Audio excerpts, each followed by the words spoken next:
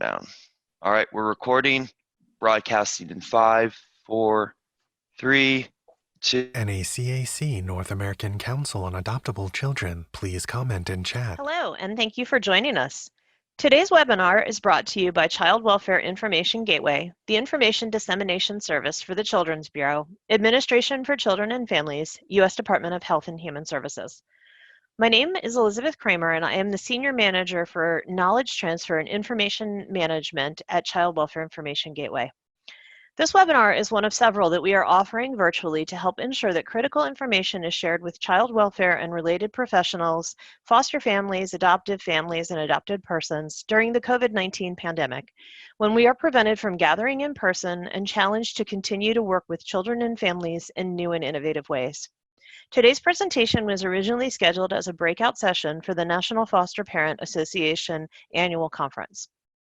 Just a few housekeeping notes. We are recording today's webinar and we'll be making this recording available on our website at www.childwelfare.gov. It also will be made available on the National Foster Parent Association website. All of our participant phone lines are muted at this time, and we ask that you submit any questions that you have in the Q&A box. We will answer questions at the end of the presentation. At the end of the webinar, you also will receive a link to a short survey. We ask that you please provide us with your feedback on this webinar. Now, I'm very excited to introduce our session today, Parents as Changemakers, Effective Policy Advocacy. Our speaker today is Marissa Sanders. Marissa is a consultant to the North American Council on Adoptable Children and is the director of the West Virginia Foster Adoptive Kinship Parents Network. So Marissa, now I'm going to go ahead and turn it over to you. Marissa appears in the upper right corner of the screen. I'm so excited to be here and to share with you all about advocacy and in particular policy advocacy. As Elizabeth mentioned, I am a consultant with the North American Council on Adoptable Children. I'm also a state partner for CHAMPS, which you'll hear about in a minute, Children Need Amazing Parents, and the director of our state foster parent association, which is the Foster Adoptive and Kinship Parents Network. Before I started the network here, which was just a couple years, not even quite 2 years ago, I worked in disability rights for 20 years and did a whole lot of advocacy at the local, regional, state, and federal levels. So I have a lot of background working in especially policy advocacy, and I'm excited to share some strategies and ideas and hear kind of what you all are hoping to learn or gain. So as you can see on this first slide, if you can comment in the Q&A where you either currently are doing or hope to do the most advocacy. So if you're looking at the legislature or a child welfare agency, or maybe even it could be the national level, or if you're looking more at individual cases, it's helpful for me to know and where everybody's coming from, and then also something that you're hoping to learn today. And I don't know if I will be able to see those answers, or Elizabeth will tell me. I'm really excited to be here. And CHAMPS, again, stands for Children Need Amazing Parents. It's a national campaign to ensure bright futures for kids in foster care by promoting the highest quality parenting. The goal of CHAMPS is to spur some policy reforms around child welfare and foster care in 20 to 25 states over 5 years by prioritizing quality foster parenting and ensuring that foster parents are equipped with training and support to help children heal, grow, and flourish. So one of the ways that they do that is by partnering with several state organizations, including mine in West Virginia and some other states, and then also by working with several national partners, which includes the North American Council on Adoptable Children and several others, including the National Foster Parent Association. A graphic spelling out 6 policy priorities. So Marissa, we do have some comments about what people are hoping to learn. We've got someone who'd like to help advocate for birth parents working towards reunification. Someone that is hoping to streamline the ICPC process, noting that invisible borders between states sometimes create unnecessary delays and compel caseworkers to place children much further away from home communities than necessary. We've got someone here from a child welfare agency that hopes to learn different ways to communicate with foster parents. We've got somebody here from the great state of South Carolina, and somebody mentioning that they would like to advocate, or they envision themselves advocating primarily at the agency level as well as in individual cases. Okay, great. Thank you. That's really helpful. Sure. So a little more background on CHAMPS. There are 6 policy priorities that CHAMPS is really working towards. The first is supporting relationships between birth and foster families. Second one is implementing data-driven recruitment and retention practices. So really looking at how can we use data and even gather more data so that we can effectively recruit and retain our foster parents. Third, engaging foster parents in decision-making, and we'll talk more about that one in the next one, and we'll use some of those for examples as we go forward. But providing timely access to trusted, dedicated staff and peer support to foster parents, and then also prioritizing placement with family members and other family connections, and ensuring timely access to physical and mental health services. So those are just the kind of the policy goals that CHAMPS has set and has worked towards. And there's a great, at the end of the presentation, there's a link, it's fosteringchamps.org, and there's a great policy playbook that they have developed and put together that has lots of recommendations and examples of where these types of policies are effective in different states and jurisdictions. So I'd recommend that as a really useful A resource. slide features a photo of people smiling from a conference Talking a table. little bit more about engaging foster parents in decision-making. Foster parents have valuable information about the child that no one else has. And I know most of you know that. I'm preaching to the choir here, but and that information obviously is important to courts and agencies. So some of the recommendations that CHAMPS would make are to make sure that policy is clear, that foster parents need to be engaged in part of the process, to ensure that they're at the table and their voice is valued as part of that process, and that they're included in the team meetings, and even at policy levels. So an example would be foster parent advisory boards can be a way to involve foster parents in policy decision-making, as long as they are really heard and valued and part of the process, and not just, sometimes jurisdictions will create advisory boards and then not really take their recommendations. So you wanna make sure that you're taking those recommendations seriously. And then, whoops, and then also, of course, involving them in the case planning, and because that leads to increased foster parent satisfaction, and people tend to foster longer when they feel involved and heard. And then the other one that we'll highlight a little bit more today is providing timely access to trusted staff and peer support. So again, most of you are going to be familiar with this, but foster parents commonly report that the single most important factor in their ability to care for children is the ability to connect with someone they trust to discuss how to best meet the needs of the children in their care. In my state, that often means finding other foster parents or kinship parents that they can talk to, because of the kind of the power dynamic that can be set up between workers and foster parents.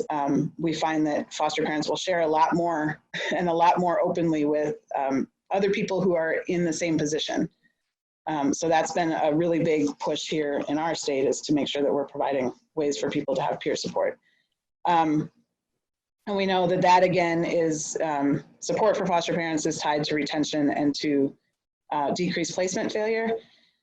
And so policy really needs to make sure that foster parents have access to that support and can get it quickly. So a couple different recommendations and things that CHAMPS has included in their playbook. Some states or jurisdictions hire certified foster parents to provide that kind of support. Others provide funding to state associations so that they can establish those kinds of things.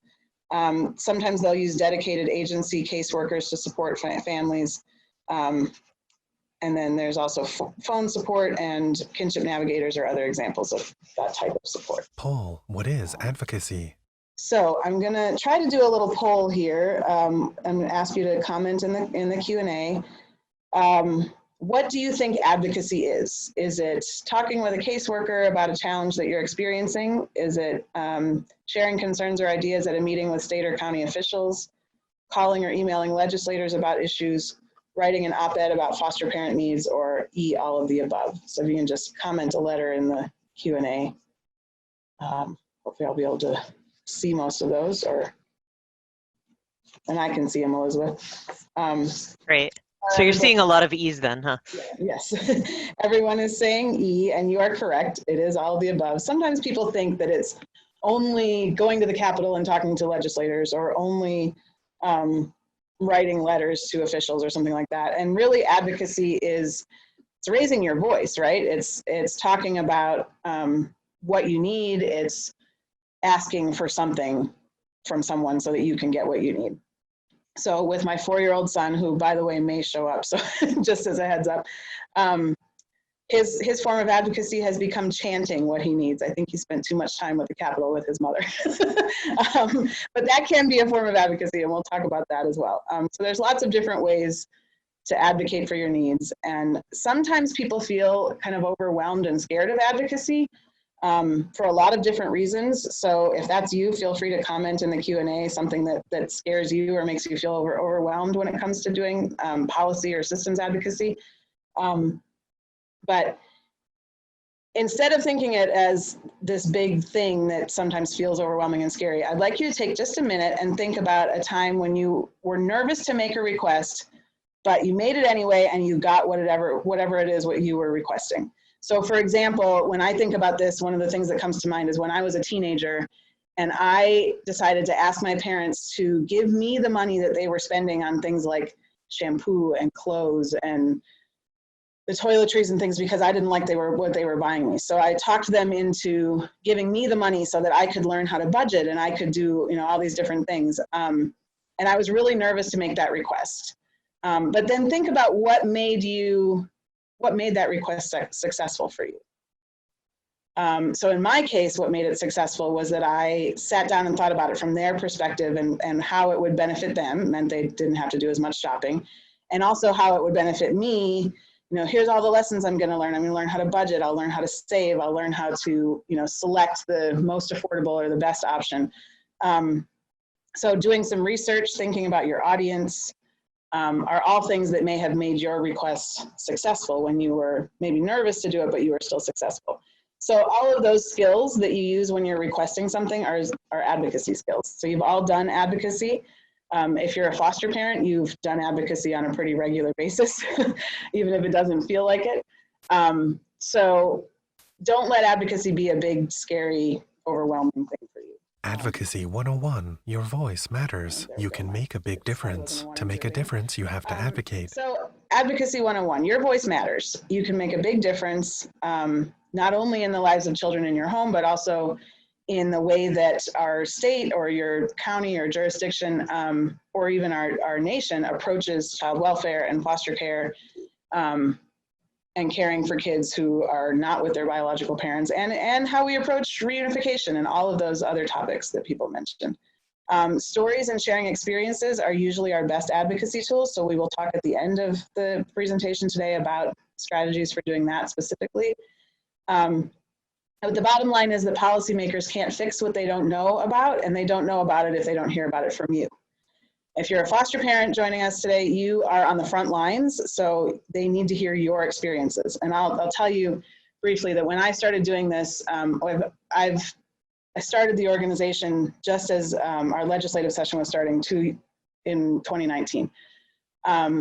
And the first time I started talking to legislators, they all were just shocked. Well, you're a foster parent? Boy, we haven't heard from foster parents.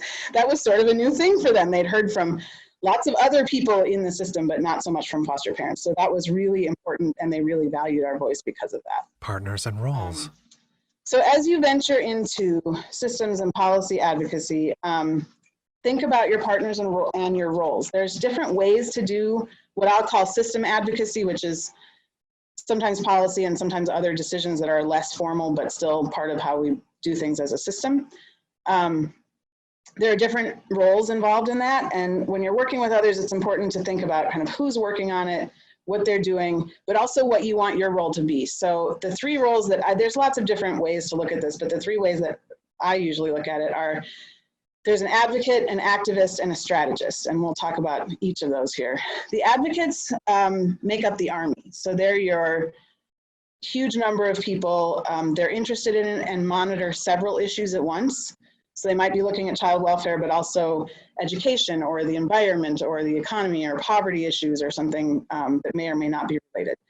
They provide the power in numbers, and they prove to policymakers that this community really cares about whatever this issue is. So what they do is they represent the grassroots. This is where you're getting your foster parents or birth parents or both, or youth or children in foster care or who have been in foster care, really involved in the process. Advocates participate in group events. They share their personal experiences. These are the boots on the ground. So they are going to legislators and telling their stories. They're writing letters. They're making phone calls, responding to action alerts that you might send out, and they're recruiting other people to help. So that, you know, they might be saying to their friend, hey, I called my senator and told him to pass this bill. I need you to do that too. Activists are passionate and action-oriented. They are persistent and not intimidated, and they keep the issue highly visible and immediate. So activists are, we've all been seeing lots of them on the news lately, right, with all the protests going on. Activists are the people who will chain themselves to something to get something done. The people who will protest and make signs and show up at a big event. And that really does serve its purpose of keeping the issue really visible, really immediate, and typically activists don't really care about the politics. They're not worried about making a policymaker angry. They're not worried about who's going to like or not like what they're doing. They're just really passionate about this issue and want to make sure that it gets done. And because of that, they tend to take action in spurts. So they find something they're really passionate about, and then they may or may not make the calls to the legislators and do all those other things, but they'll show up on the day that there's a big protest. So activists put the spotlight on the issue. They put pressure on policymakers to act. Sometimes policymakers will do things because they don't want to have a big group of people show up and protest. In West Virginia, 2 legislative sessions in a row, we had teachers go on strike. And nobody wants that, right? So we want our kids in school. We don't want 1,000 people at the Capitol clogging up, you know, filling up the hallways and doing all those things, or policymakers typically don't want that. So sometimes it can help to say, hey, if we don't get these things, this is what could happen. We could have 1,000 people at the Capitol. They frame the issue as a crisis, and they will use extreme measures when needed. So they will chain themselves to something. So rallies and marches, demonstrations, and civil disobedience all fall into that category. And then there are strategists. The strategists know the existing laws. They are kind of aware of the landscape. They understand the system. They have the ability typically to write legislation or amendments to bills or position papers, op-eds, those types of things. They have the ability to develop strategies and to negotiate, and they tend to build long-term relationships with policymakers. So where the activist doesn't really care who they make mad, the strategist is thinking about how to maintain relationships and still get what they want to get done. So they develop the issue and the message. They rely on the advocates and the activists for both input and action. So strategists can't act alone. They can't go out and just say, well, this is what needs to happen. So one of the reasons that I started our state association, our network of foster parents, was because I knew that to make state level changes, we had to have a critical mass. I couldn't just go to the Capitol and say, I'm a foster parent and this is what needs to change. I had to have a number of foster parents behind me.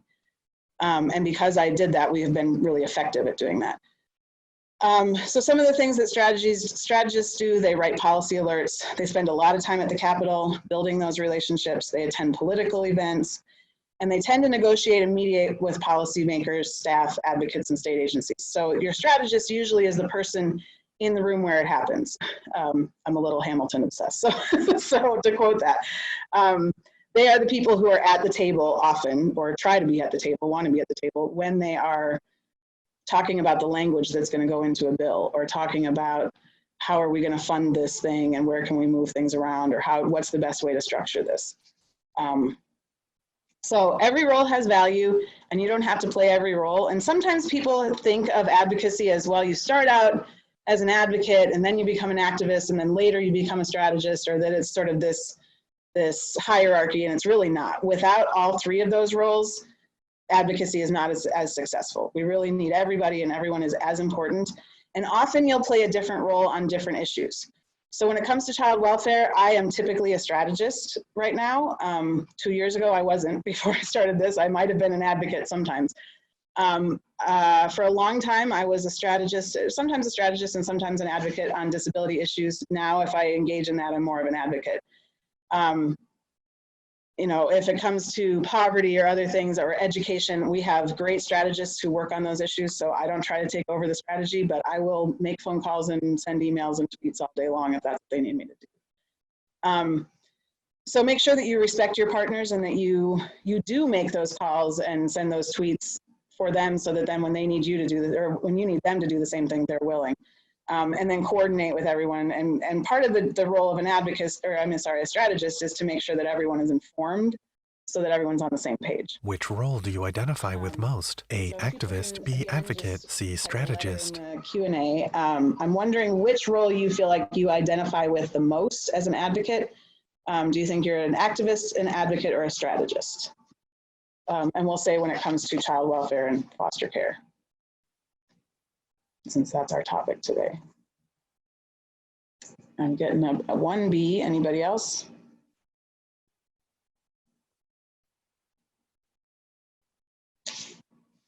There's someone else says all three. That's great. I can be all three sometimes too. When our teachers were striking, I was working at a college, and so I did show up and lend my support to that as well. Some have worked all three roles with different jobs. I see an A and B. Okay, awesome. So we have a good mix of people, which is good. Sometimes when I do this poll, I get lots of people who are in one group and not so much the other groups. So I'm glad to see that. For the purposes of today, we'll talk a little bit more about advocates and strategists than activists, but that's certainly a valuable role too. If anybody has a question, feel free to type it in the chat, and I can check as I'm talking, or Elizabeth can stop me if someone types one in. So what are the steps when you start doing advocacy? So first you have to identify your issue and develop the ask. So you have to think about what is, if the issue is we don't have enough peer support in our jurisdiction, or foster parents are not included in the planning team meetings for the kids in their home, or they're not included in the policy issues. Think about what the issue is or your topic, and then think about the ask, and then figure out where you need to advocate. So if it's an issue of peer support, it might be that you have, if you need funding, you may need to go to your state, or you may need to talk to some local foundations or others who have funding, and do some advocacy around, you know, this is a really important thing and here's why it needs to be funded. I'll take a second and say that sometimes I have people say to me, well, why does peer support require funding? Because foster parents' time is valuable, and if they're going to support each other, it's important that we recognize that as valuable, and also because it takes staff time and funding to coordinate and to make sure things are a good match and to make sure everybody has the support that they need to support other people. Oh, that's a good question. How much has COVID affected the three positions? I don't know the answer to that question. I was actually thinking more about the landscape right now of all of the protests and events around racial justice, and how that may have impacted some people who are maybe have not thought of themselves as activists, maybe going to more of those types of events, and other people maybe not going if they're not comfortable. Or but COVID, I think it's probably changed how people, certainly it's changed how we do some of our advocacy. It's a lot harder to do in-person advocacy, right? So you don't get to go to the Capitol and grab legislators in the hallway if nobody's there. So it's a lot more online and texting and calling and emailing right now. So sorry, back to the steps for advocacy. So you have to figure out where you want to advocate. And this is something that a lot of times people, when they're doing advocacy, go down the wrong avenue. So I'll have parents who start talking to the head of our child welfare agency about decisions that they didn't like in the courtroom, or the fact that a judge wouldn't let them into the courtroom. And the head of the child welfare agency has no control over the court because they're different branches of government. So thinking really carefully about where do you need to do your advocacy. And so one of the things I'm pushing our state on right now is more support for foster and kinship families during COVID. But one of the challenges is we just don't have a whole lot of funding in our state. So then I'm also doing that that advocacy at a federal level, because we need Congress to give that funding to states. So making sure that you're in the right avenue and the right, going in the right direction with your advocacy and your ask. Then you're going to want to collect data. It can be challenging to find enough data, especially if your topic is foster parents. We have some data on kids, not so much on foster parents. So there are some great resources out there, and there's some links at the end of this PowerPoint, but it can be challenging to find that. So one of the things that we did in our state was do a survey. I worked with our state agency and our local university to develop and conduct a survey of foster parents so that we could start to collect some of that data. So there are some other states, I know Washington State does one every 2 years, so they have a good model for collecting that data over time. But really looking at using data to inform your position and to back you up for what it is that you want. So being able to say to a lawmaker, peer support helps us keep foster parents fostering longer. It helps make sure that kids aren't moved as often and placements aren't failing and disrupting as often. Those are things that can help them then see why this is so important and make a decision to support it. Identify your partners and gather support. So you always want to take a look at who else is working in this space. What are they doing? And then gather other people to support, because as I said earlier, you can't do it by yourself. Develop recommendations and strategy. So think about what it is that you want. You need to make sure you know exactly what you're asking for. And we'll talk about that a little more in a second. And then figure out the best strategy. So is your best strategy contacting a bunch of legislators? Is it writing an op-ed in the local paper? Is it gathering foster parents to tell their stories? There's different approaches to strategy. And then always make sure that you evaluate, and we'll talk about more about each of these steps. So I should move on. Developing the ask. So first, develop the ask. First of all, you have to have one. You have to know exactly what it is that you're asking for. So going to a policymaker and saying, we need more peer support is not an ask. You need to be very specific about what it is that you're looking for. Always, you want to make sure that your ask is from a child's point of view. So even if it is foster parents will foster longer if they're supported, or if they feel heard in the team meetings, or they'll feel more satisfied and happier and they'll help recruit more parents. Those are all from the parent's perspective. And those can be added, but you want to make sure that your main message is children are better served by parents who feel supported. Children are able to have more stable placements when their caregivers are well supported.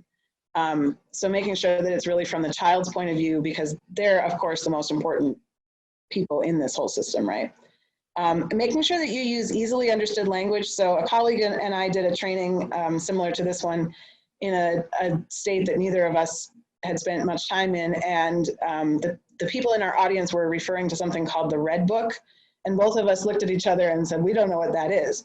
So your legislators won't, or policymakers likely won't know what that is either, unless they're the child welfare agency. In our state, the planning meeting for kids is called an MDT. And when you go to the Capitol and tell legislators that foster parents aren't invited to the MDT, they have no idea what that means. So not using jargon and initials or things that they won't know, but making sure that you use really clear language.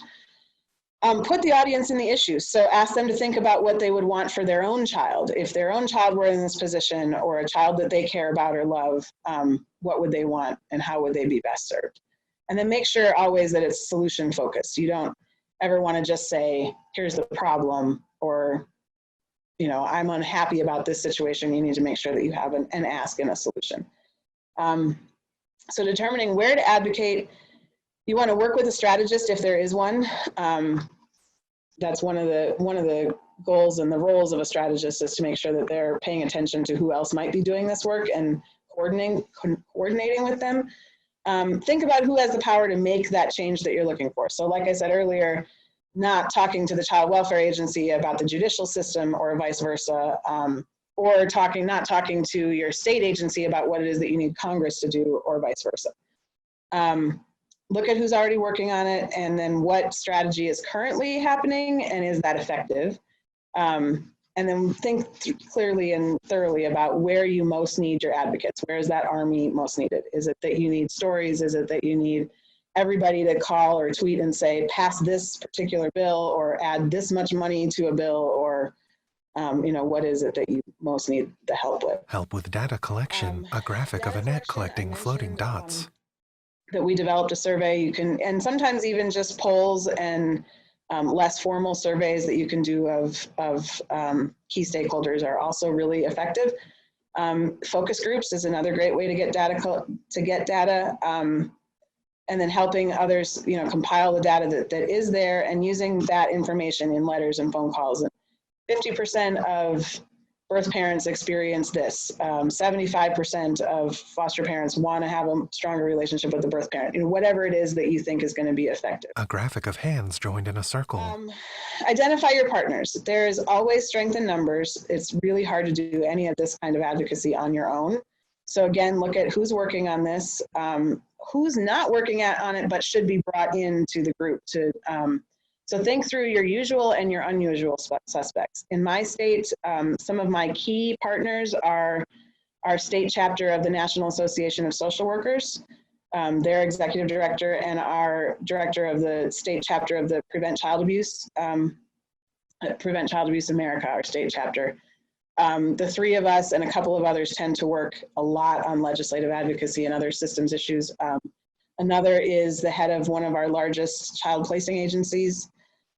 But then I also work a lot with advocates who are working specifically on education, especially right now as we're looking at COVID and school reopening and how does that impact kids in the foster care system and families, birth families, foster parents, everyone.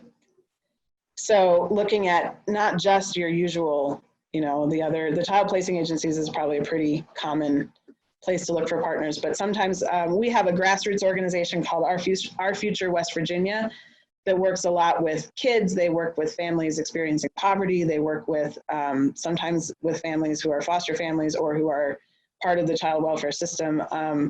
So they are another partner that you might not think of, but looking at where are their grassroots organizations or others that can be helpful.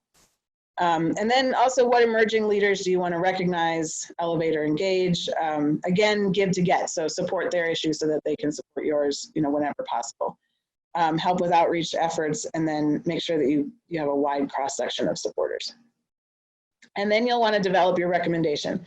So when you're doing that, you're going to want to do a lot of research, really think about who is this going to affect, how much will it cost, and when you're looking at cost, you want to think about both the cost to implement and the cost if we don't implement.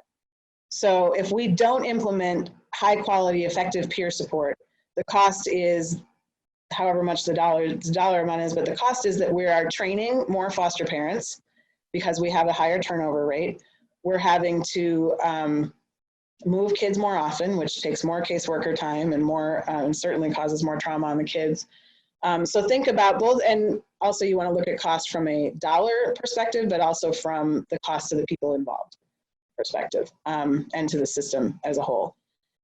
There's a great logic model builder for helping you develop recommendations at the link there, toolkit.childwelfare.gov. /toolkit. That can really help you develop kind of sometimes graphic things are really helpful, especially with policymakers. One of the things I really had to learn and tweak over the last couple sessions was I have a tendency to think, okay, legislators don't know, they're not near as well versed in child welfare as I am, so I have to give them all this information. And then they look at me and go, I don't have time to read 3 pages or even 1 page. I need 3 bullets. I thought I was doing great because I gave them a 1-page thing and they're like, no, I need 3 bullets or I need a graphic because I have 100 other people or 500 other people giving me full page documents. So that's a really good way to create a more graphic representation. Think through SMART goals and make sure that you're getting buy-in from advocates. Evaluate, celebrate, then, recalibrate, Always sustain. make sure that you're evaluating your progress as you're going, what's working, what's not working. When you have successes, be sure to celebrate them. Sometimes advocacy can feel really difficult and tiring and kind of like you're just trudging through mud all the time because it's sometimes really hard to get a success. So even if it's a tiny little success, even if it's 5 people showed up at the Capitol on the day that I wanted them to, that's a huge success. If that's the first time you've done it, or that's, certainly during COVID, even getting 5 people on the phone could be, could be a big success. So celebrate those successes and recognize the work that went into them. And then recalibrate and tweak and make sure that you're sustaining. This is a marathon, not a sprint. Any kind of policy advocacy takes a long time and a lot of effort over time. So you don't want to burn yourself out, and don't give up. Questions? I'll pause for 1 second and see if anyone has questions. Check the time because I don't, where I am. So we're at about 3:40 right now, and I don't see any questions in the Q&A box, but feel free to type some in or to put them in the chat box. Okay. So advocacy with specific audiences, and this is part of why I was asking that question at the beginning. When you are doing legislative advocacy, which you've heard me talk a fair amount about because it's one of my favorite things to do, honestly, from the perspective of the strategist, the role of the strategist is to develop the key relationships with the key players. So the committee chairs, the leadership of the House and the Senate, and also remember that their staff people are also key people, key players. So whoever the gatekeeper is for your Senate president or your Speaker of the House, making sure that you have a good relationship with those people is also really important because they help you get access to the other people, to the leaders.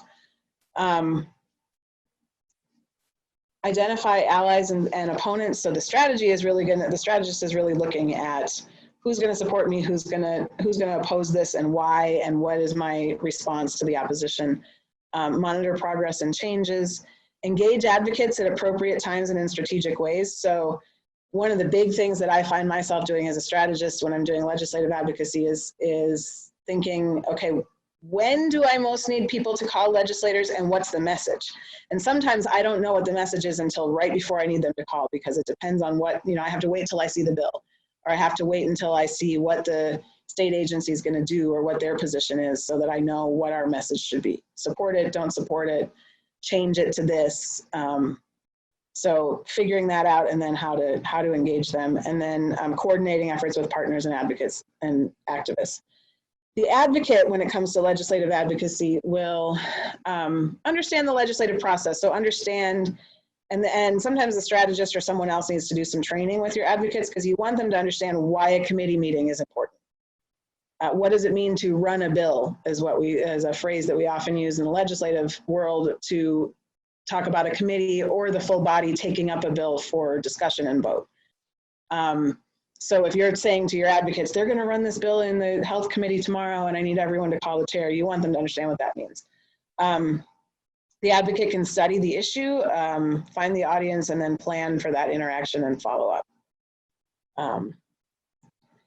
When it comes to executive branch officials, it's really very similar, but there are some small differences. So whether this is your county child welfare agency or state or whatever your jurisdiction is, the strategist, again, builds relationships with those key people, studies the agency's policies. So, there's legislation and then there's agency policies. And sometimes in our state, we have contracts with the child placing agencies and then their policies. So they're familiar with all of those different policies. And they also tend to learn what are the opportunities for involvement. Is there an advisory board? Are there committees? In our state, we have roughly, it was monthly until COVID, and now it's a little less than monthly, child welfare collaborative that's open to the public, and it includes lots of state agency representatives as well as lots of nonprofit organizations and universities and all kinds of different people who are interested in or involved with child welfare.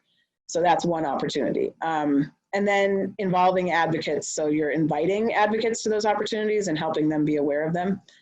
The advocate, when it comes to executive branch, will learn those policies, although maybe not to the same depth, hone their personal story, which we'll talk about a little bit more in a minute, and then serve on those boards, committees, work groups, or attend those meetings whenever they can. Working with the media, which is its own type of strategy for advocacy and is a really important one oftentimes. The strategist, again, develops those relationships. So you're seeing the thread here. The strategist really a big role, or part of the role of being a strategist is develop those relationships with the key people on all these different fronts. They write press advisories and press releases, and op-eds and other things. And often it's great to include other advocates and other people in writing op-eds, so that you have, you can target some different newspapers and platforms, and also because then there's more than one voice being heard.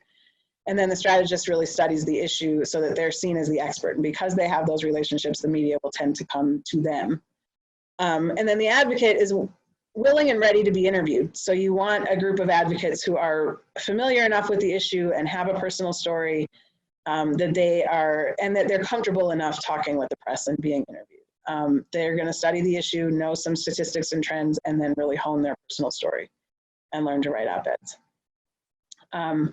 So when it comes to sharing your personal story, before I do that, I'm going to just see, do we have any questions? The power of a personal story paints a picture and makes something real to others, enables people to establish a connection. The toolkit link, I'll probably wait till the end, but I'll also be happy to share these slides if there's a way to get those out to registrants. There is. If you send them to me, Marissa, at the end, I will send them to everybody. Great, and it'll be in there. But yes, I will post that as well. Let's see. Sometimes the most difficult thing to do is to figure out where to start. That's very true on the state, national, local level. So how do you do that without stepping on toes or offending other potential stakeholders? That's a really, really great question.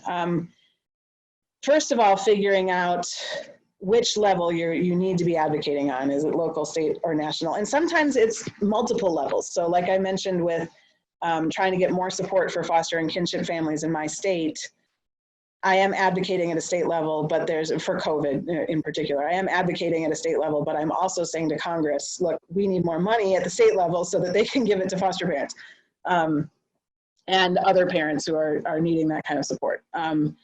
So sometimes it is a multi-pronged position, but then making sure that you're not stepping on toes. I think the best way to do that is to build those relationships wherever you can, to say, who is advocating for this? And sometimes, again, those are people you wouldn't think of. So I was on a call just this week with a staff member for one of our senators, our US senators for our state. And the other people on that call included our Prevent Child Abuse chapter, our Planned Parenthood, which is not something that would normally be a person that I would think of, but we actually work together a lot at the legislature because she's a really great advocate and has relationships. Another person is working on childcare advocacy. So the topic of that call was specific mostly to the need for more childcare availability. And I was able to bring the child welfare perspective to that. But those are some partners that I wouldn't necessarily have thought of. So as you build those relationships, then your partners will also say to you, hey, did you know that so-and-so is working on this and we should pull them in, or I'm going to ask them to include you in their meeting. So that's where networking really comes in handy and it's helpful. How much professional training is involved with becoming an advocate? You don't really need necessarily any professional training. It's helpful, I think. The way that I learned most of my advocacy skills, I did go to a few really helpful trainings, but really the way that I learned most of it, and certainly the way that I learned the ropes for my state's legislature and how it works and the ins and outs and details of, because every state is a little different, was by getting to know and build relationships with other advocates who kind of took me under their wing and took me around the Capitol and helped me learn that process. So, training is helpful, but if you can find the strategists who are working, even if they're working on a different issue, another example of a partner that was when I was the director of our state commission for the deaf for a while. And when I was doing legislative advocacy on that, I became good friends with a lobbyist for the teachers union. And we didn't have a whole lot in common except that we were always in the same committee meetings because I would happen to be working on education issues. But there were many times when I would say to her, I need to talk to this legislator about my issue, but I don't have a relationship with them. Can you connect me? Can you introduce me? Or sometimes it was, I can't remember what they look like. Can you grab them when they walk by? Because they give you these little pictures, but sometimes it's hard to, they don't always look the way they do in the picture. Can you make the introduction? Can you help me figure out how to frame? What do you know about their background so that I can frame this issue? Who hires or chooses to become an advocate? Really, anybody can become an advocate. So if you have the time and the passion and you want to advocate on an issue, you can do it.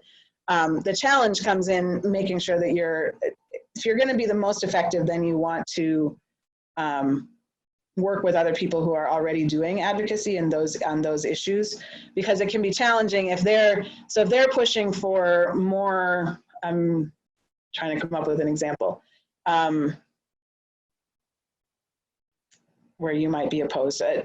If they're pushing for stronger relationships between birth and foster parents, and I know that everyone on this call thinks that's important, but let's just say, for sake of argument, that you come in and say, well, no, I think that, they shouldn't have relationships. That could pose a problem for the advocacy that everyone else is doing. So it's important to, and make it harder for you to do your advocacy. And there's always going to be opposition, but if you're working toward the same goal, ultimately, of supporting families, making sure that kids have the best experience possible in child welfare, and that our child welfare system functions as well as it can for everyone, then finding those partners and figuring out how you can work together, even if you don't always support the same things or agree on the same things, is really important.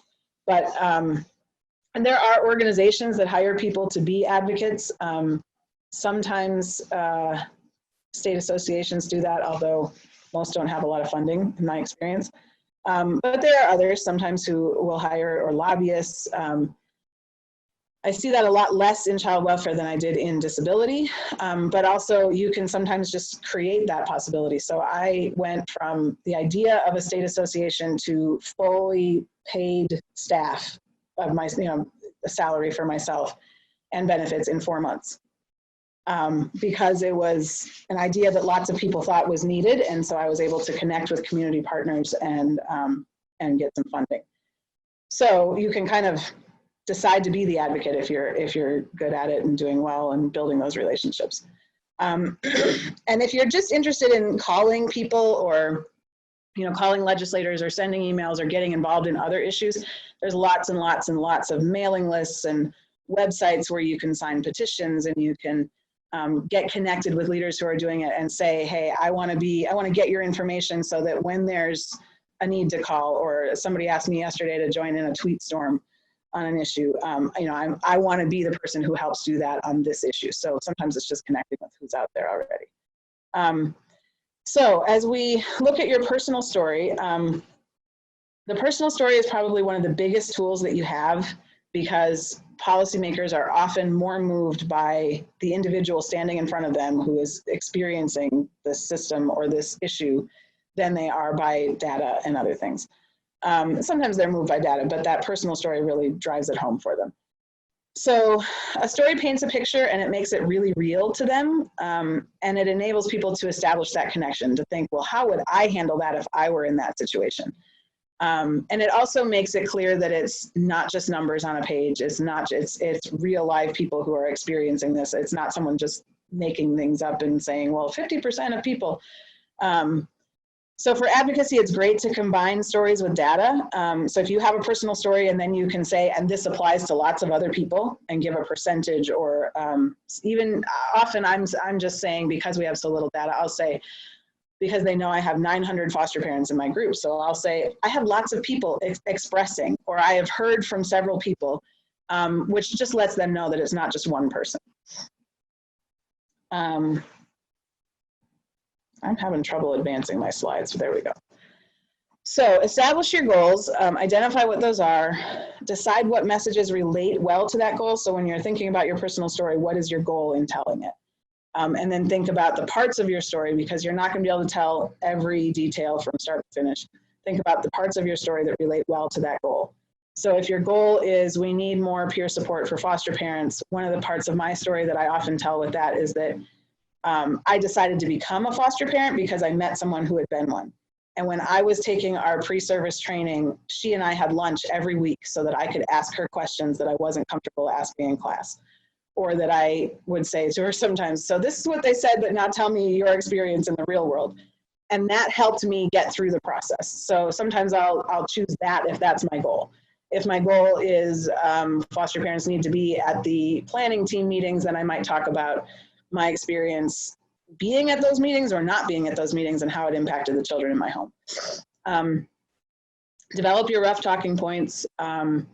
So again, as I just said, you're highlighting the support services for older children, or you're talking more about the challenges. Your talking points might be, if you're talking about services for older children, children who face a variety of challenges are being raised in families.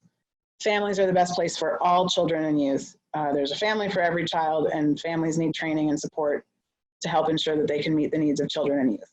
So you're gonna, again, frame it from the perspective of the child, talk about why it's so important, talk about where it's successful. Don't just talk about things being a problem, but things that have worked, and then talk about how that relates to families. And then you want to identify your storytellers. So think carefully, if you're the strategist especially, but even if you're an advocate, think about who might be the best messengers. So sometimes it's types of families. If you are talking about kinship, for example, if our topic is something about related to kinship care, I'm not the best messenger on that because I'm not a kinship care provider. I was a foster parent. If you're talking about something like post-adoption support, you probably don't want a family who's never adopted to be the messenger. You want a family who has experienced the need for that support. Also think through, sometimes the best messenger is whoever's in that legislator's jurisdiction, or who has a connection to a executive branch person. But especially with legislators, you want to think about the their jurisdiction, their district, and who is in that, because they'll tend to give them more time and attention. Then solicit your stories, find the constituents of the policymakers, as I just said, so the people who are in their district. Ask other people, if you don't know someone in their district, ask around, find someone. Seek a diversity of storytellers, so find someone with older kids and someone with younger kids, someone who's a brand new foster parent or just starting the process of becoming certified or licensed, or find someone who's got a lot of experience.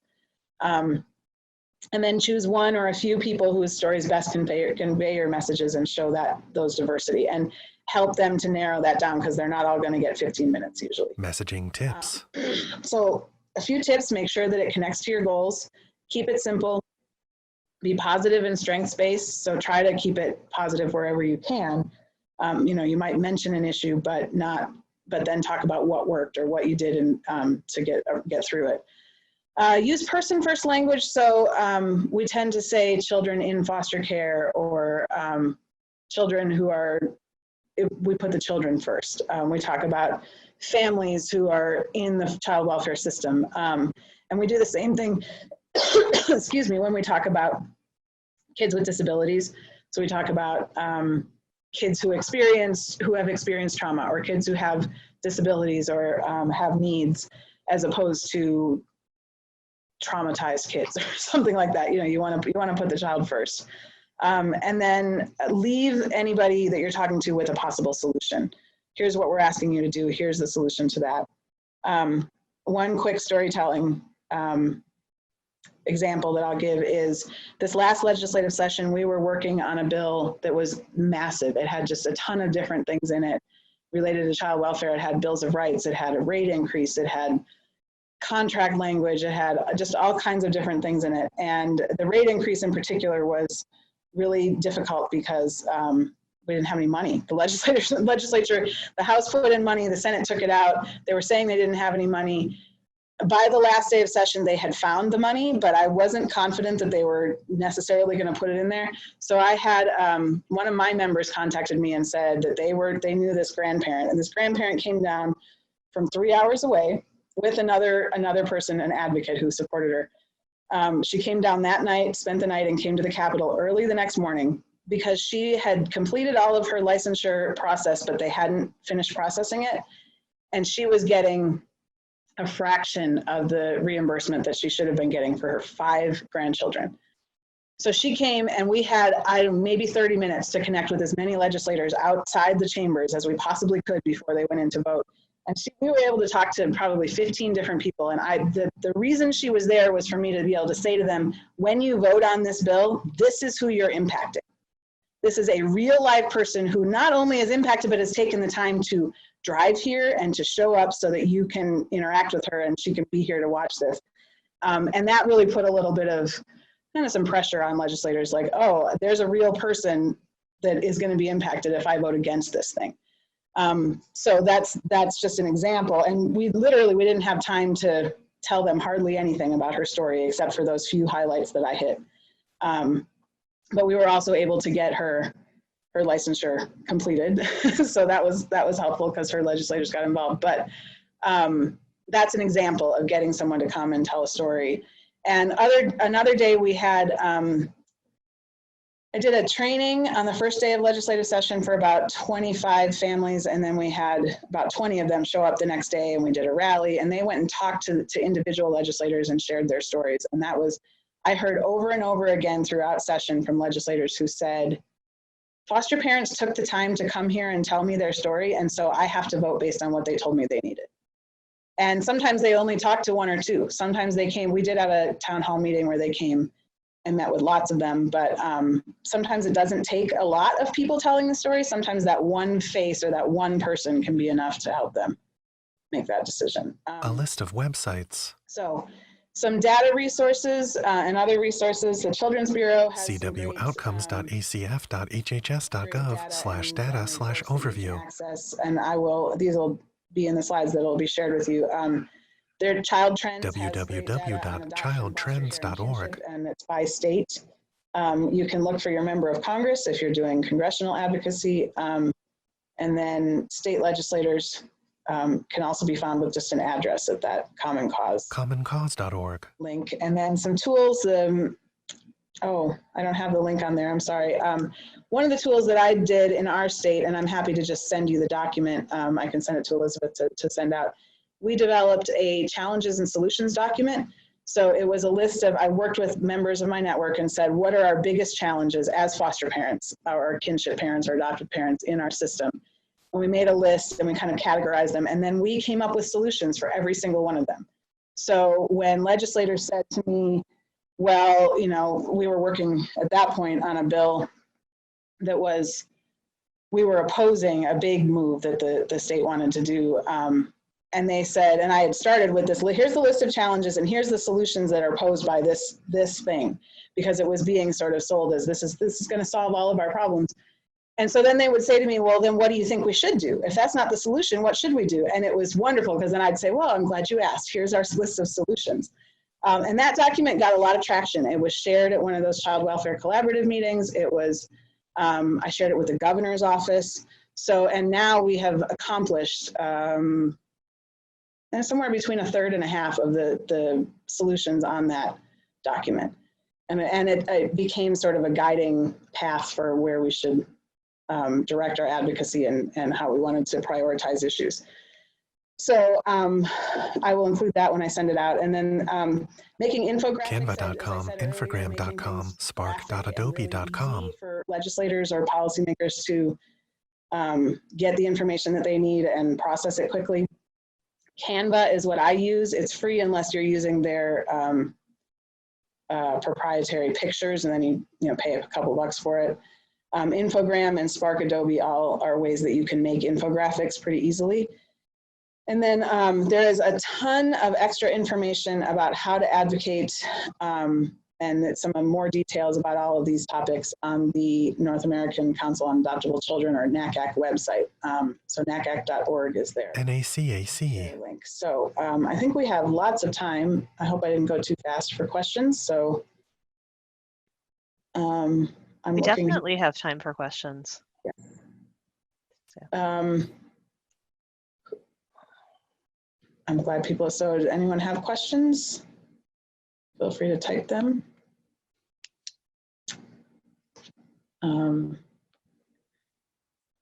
while we're waiting, have I worked on the issue of treatment foster care in West Virginia? We are just sort of starting to embark on that. We have a few agencies that are doing it, but I guess when you say worked on, the question would be in what fashion. I'm certainly aware, paying attention to it and looking at how we need to advocate to make sure it's as effective as possible or that we're using it appropriately. And I'm happy to talk more offline on that. And I will put up the slide with my contact information. 304-993-2885. Marissa Sanders at nacac.org. FosteringChamps.org. My other email address, which is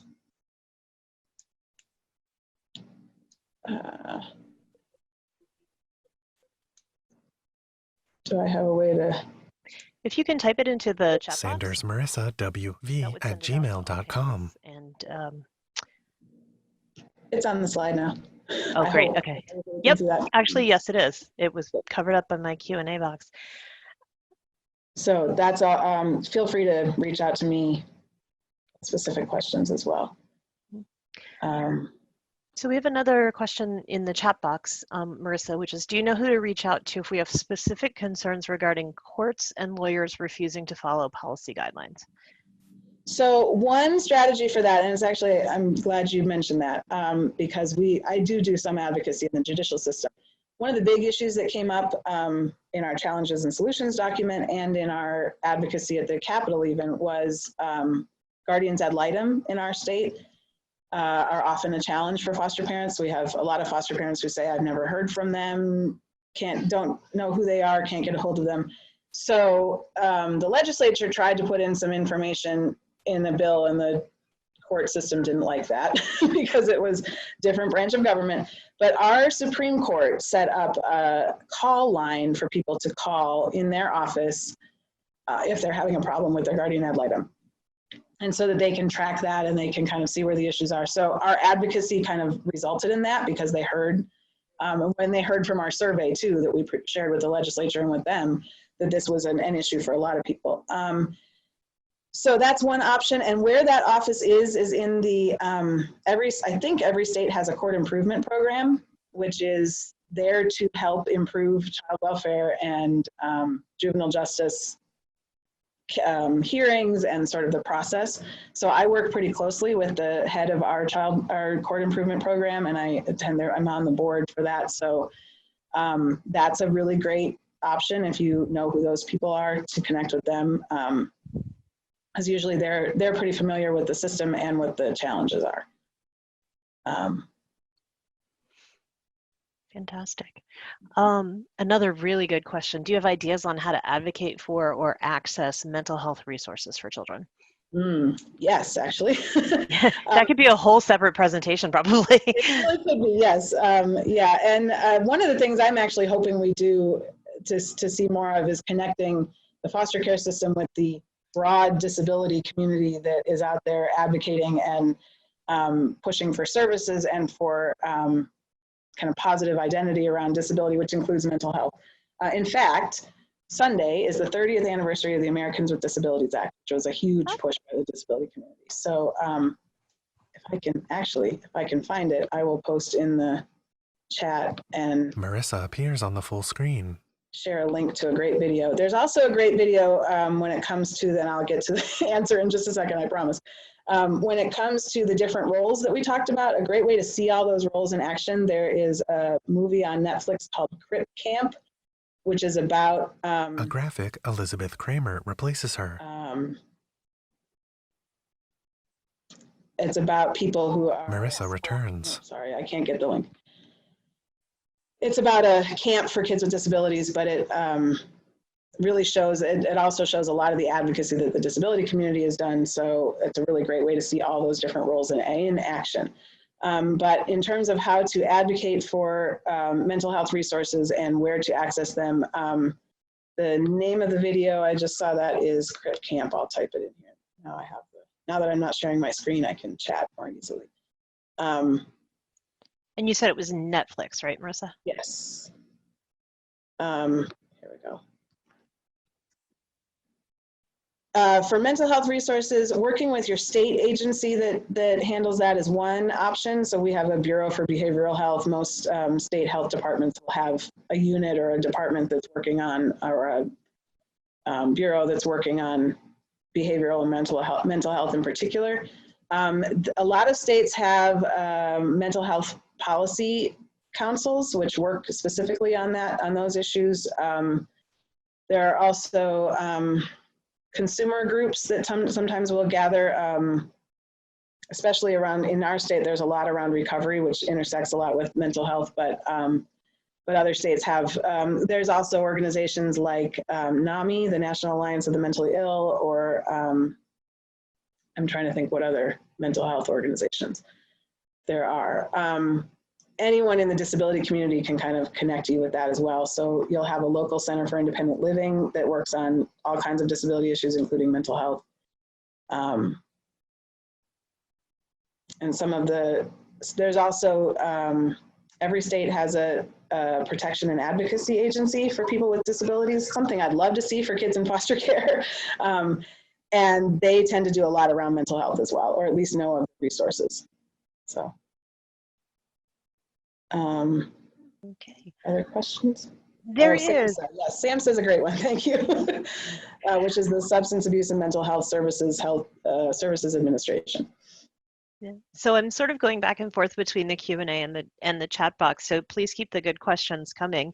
Over in Q&A, we have: do you find that foster parents are able to or encouraged to network within or outside of their respective DSS, CPS foster care agencies?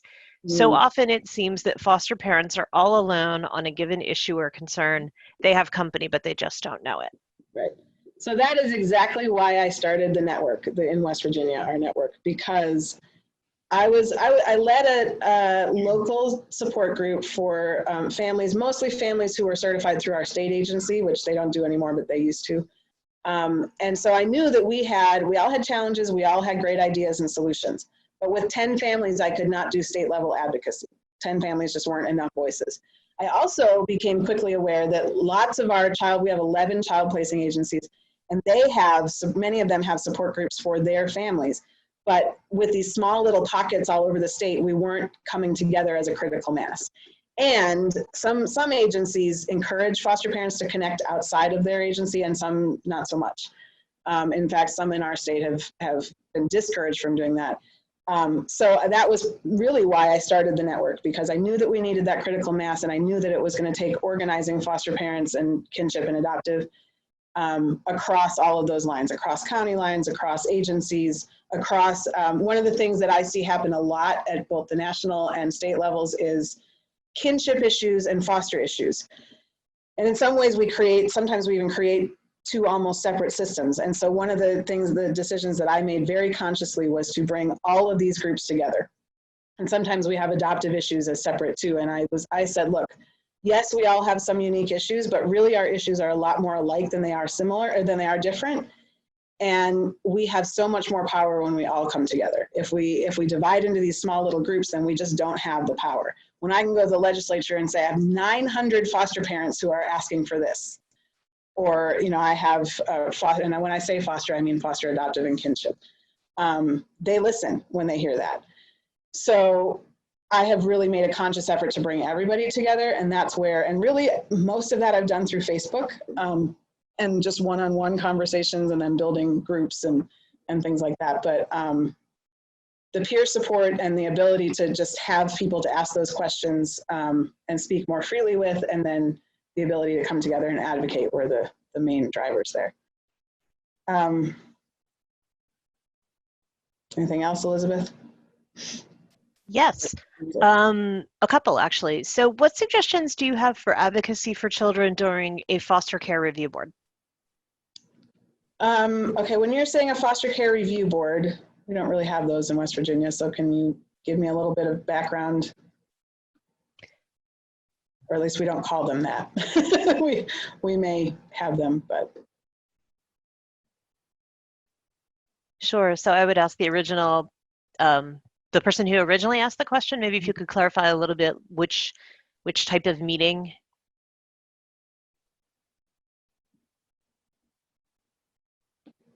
We've also got some additional resources that have been posted in the chat box. Great. On children with disabilities and special needs, behavioral health and wellness, mental health resources. Awesome. So if I see the comment that it might be a local thing, the foster care review board. If you're talking about, I know some states or jurisdictions have like citizen review board that reviews different cases. We have one, but it hasn't been real active lately, so I don't know a whole lot about that. If you're talking about sort of the planning team, like in our state, it's a multidisciplinary team meeting. For advocating for kids in that, it can be challenging as the foster parent or the kinship provider because of some people in that team may perceive a bias on your part. So I always just advise people to stick with observable facts and things about the kids, and make sure that they're talking specifically about what the kids might need and why and what they've seen that leads them to that conclusion. I don't know if that's helpful or not, but hopefully. Other questions, if you could go ahead and put them in the chat box or the Q&A box. Okay. Do you have any suggestions, Marissa, on strengthening the relationship between foster parents and biological parents? Yeah, so this is something that I know that the whole national system is wanting to do. Our state system wants to do it. I think that it's going to take a lot more concerted effort in our state than some people are giving it credit for, I guess. I think that in our state in particular, and probably this is true in a lot of states, it really requires starting at the beginning. So it requires making sure that we're involving birth parents in how we recruit foster parents, in how we train foster parents or kinship, so that we are involving their perspective and making sure that we set that as an expectation, that you're going to have a relationship and you're going to work together on this to support the child. Historically, that's not so much been done in our state.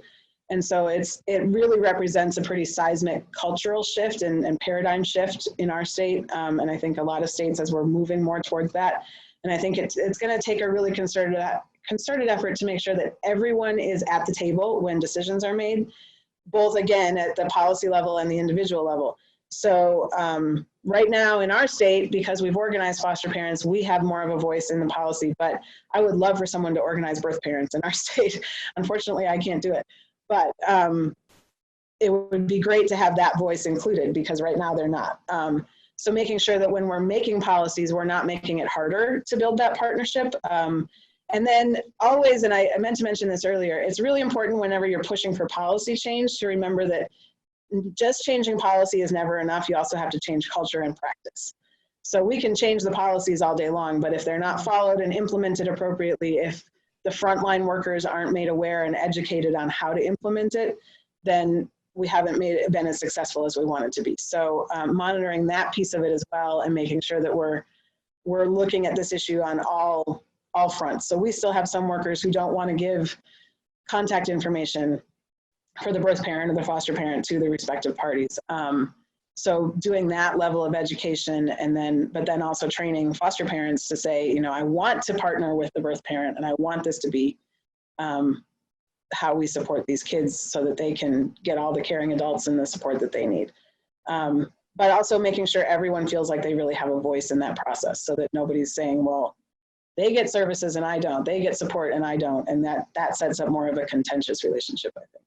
Mm-hmm. Marissa, I don't know if this is a comment specific to this particular question. It certainly fits, or if it's sort of more overarching to the discussion overall, but it's not a question, but just to put it out there for your reaction. Kinship caregivers have a whole host of different dynamics. So while yes, to get change legislatively saying they are one and the same may work, I fear that it's remiss not to address the differences on all levels. Well, I agree 100%. And I realized that I kind of glossed over that. And in fact, I was thinking that before you commented. I was like, you probably should have been more clear about that. Because I tend to try to make sure I'm saying all three groups whenever I'm talking, and sometimes that's right and sometimes it's not. No, I think that is there definitely are differences. And even when I talk with policymakers, I make that clear. Sometimes, and there's differences in the ways that we support, there's differences in the challenges that are faced, and then the dynamics that are experienced in those different settings. You're right, when I talk about bringing everybody together, I'm mostly talking about legislative advocacy and to some degree peer support, because some of the issues still are, if you're a certified kinship provider in our state, you're still experiencing a lot of the same challenges with the system. The challenges and the dynamics of your family and the birth family are very different though. So yeah, I think that there is a And we have a program called Healthy Grand Families that particularly works with grandparents on some of those issues and some other challenges, and does some peer support with them, which I think is great. But it doesn't include all kinship, so that was one reason I included them too. But yeah, I think we definitely want to acknowledge the differences and talk about those challenges, but not let those differences divide us, I guess, is try to be understanding of everybody's different perspectives and not pit the different groups against each other, which I also see happen sometimes, where grandparents or kinship providers are almost pitted against foster parents in different ways by the system, and we don't want to see that happen either. So. Going back a little bit to the discussion of guardians ad litem, not a question, but some insight regarding the GALs. I've been fostering for 37 years, and in the years past, we were invited to a Q&A with incoming GAL candidates. We still speak to people interested in becoming foster parents and individuals graduating from foster parent training. The stories and feedback to their questions and concerns have been very beneficial, we've been told. In the case of guardian ad litem training, it has stopped, and that is a loss. We, as quote unquote older foster parents, can be a source of support and insight to the newbies. Yeah, that's really insightful and really important. And where you can connect with the GALs and work with them, that's really important to help them understand. And I mean, I think that one of the things I've learned in doing this advocacy is that everybody in this system really needs peer support. I mean, peer support is a fancy term that we use now, but really we all do, right? So if you're building a new house, you're going to talk to your friends who have done that before and ask them what were the problems and the challenges, and what were they glad they did, what do they wish they'd done differently. It's no different, really. I mean, it's certainly more structured sometimes, and maybe more important almost when you're, especially when you're working with kids. But I think everybody needs that peer support. So to the extent we can connect new guardians ad litem with more experienced ones, or with experienced foster parents, I think that's great. When we can connect kinship families with other kinship families, social workers, the same, caseworkers, the same kinds of things for them to have that peer support too. Mm-hmm. Marissa, I'm curious, what do you see as being some of the major barriers to people accessing peer support? I mean, I'm thinking certainly, if I need a plumber for my house, everyone needs a plumber for their house. If I were going to become a foster parent, I don't really know anybody else. I mean, I do because of the work that I do, but you may not know anyone else who's ever been a foster parent.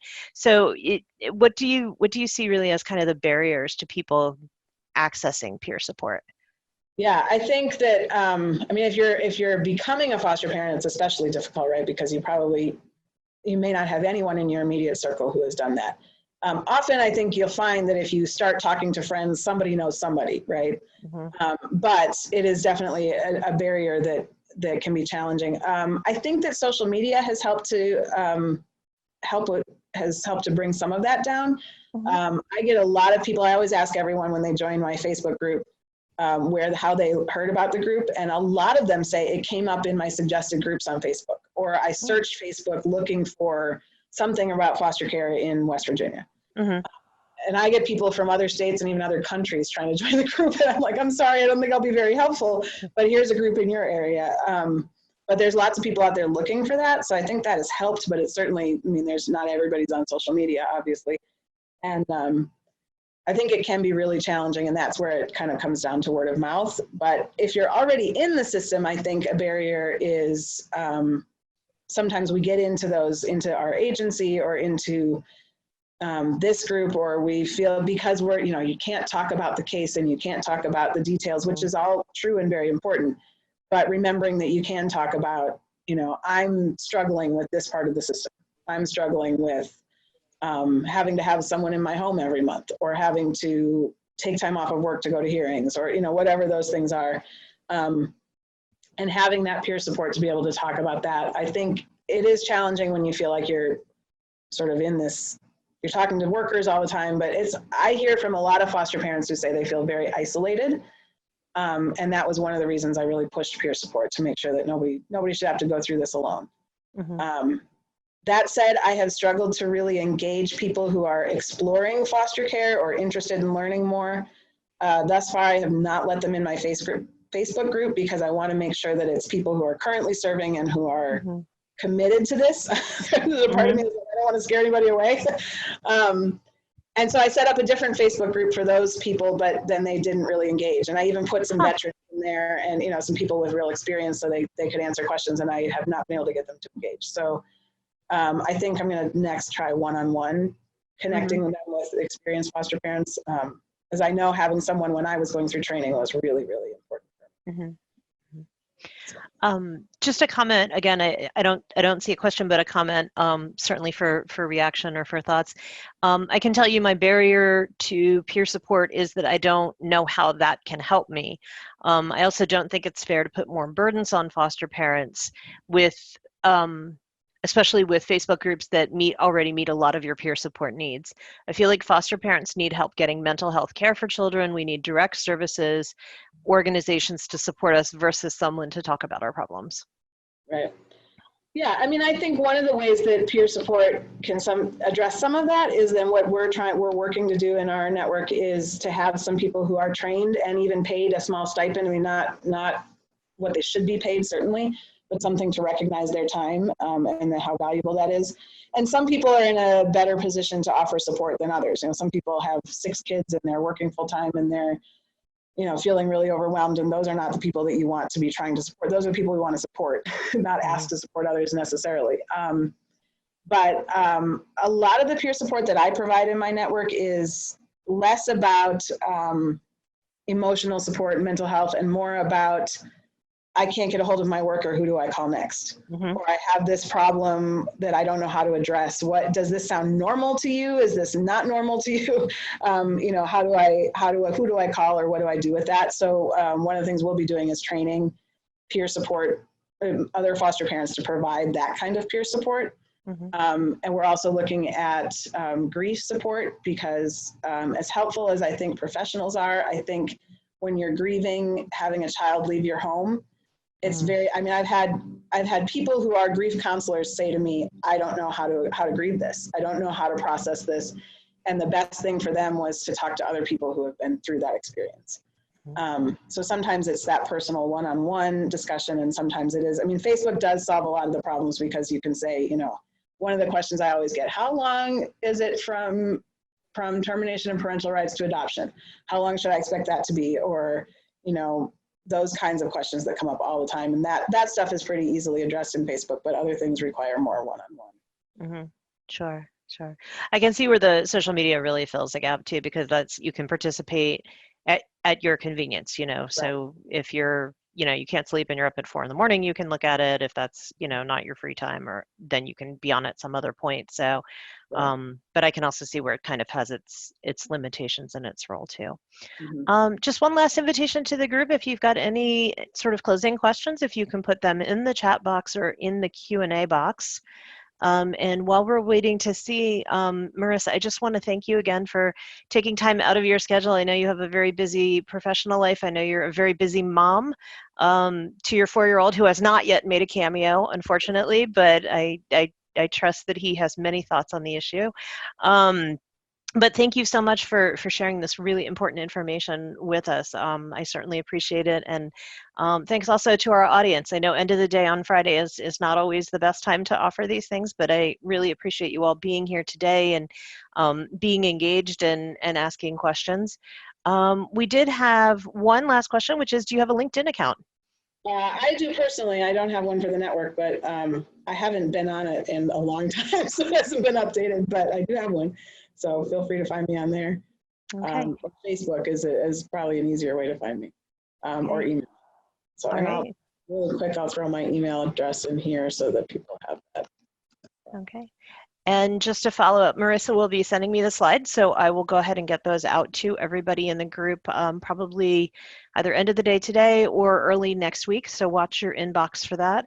Also, look through the webinar chat. There have been quite a few additional resources posted that provide really, I think, some great information and organizations for you all to connect with.